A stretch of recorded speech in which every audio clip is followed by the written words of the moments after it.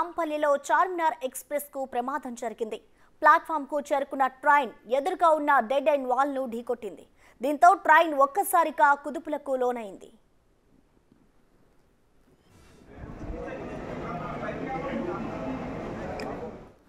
వాస్తవానికి నాంపల్లి స్టేషన్ చివరిది. దీనికి ముందే సికింద్రాబాద్ స్టేషన్ రావడంతో ఎక్కువ మంది అక్కడే దిగిపోయారు.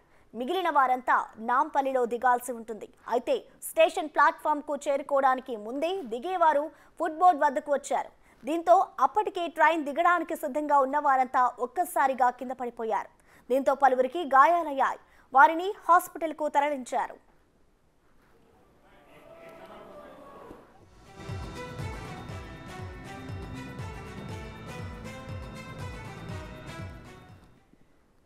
నాంపల్లికి వచ్చే ప్రతి ట్రైన్ మళ్లీ రివర్స్ వెళ్లిపోవాల్సిందే. ఈ క్రమంలోనే ఆ స్టేషన్లో డెడ్ ఎండ్ వాల్లను ఏర్పాటు చేశారు. అంటే ట్రైన్ అక్కడి వరకు వచ్చి ఆగుతుంది. కానీ ఈ చార్మినార్ ట్రైన్ మాత్రం ఆగకుండా అలాగే ముందుకు వెళ్లిపోయింది. దీంతోనే 3 బోగీలు పట్టాలు తప్పాయి. S2, S3, S6 బోగీలు పక్కకు జరిగాయి.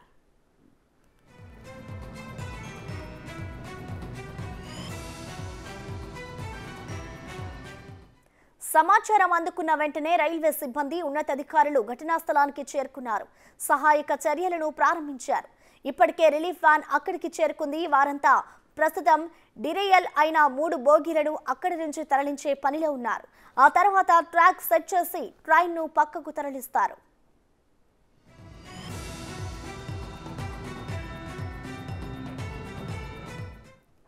ఈ ప్రమాదంతో రైళ్ల రాకపోకలపై కొంచెం ఎఫెక్ట్ పడింది.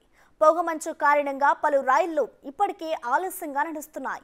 దీని ప్రభావంతో మరింత లేటుగా నడవనున్నాయి. ఈ ప్రమాదానికి లోకో పైలట్ నిర్లక్ష్యమే కారణంగా తెలుస్తోంది. నిన్న సాయంత్రం 5:30కు తంబారం నుంచి చార్మినార్ ఎక్స్‌ప్రెస్ బయలుదేరింది. ఇవాళ ఉదయం 8:10 నాంపల్లి స్టేషన్కు చేరుకుంది.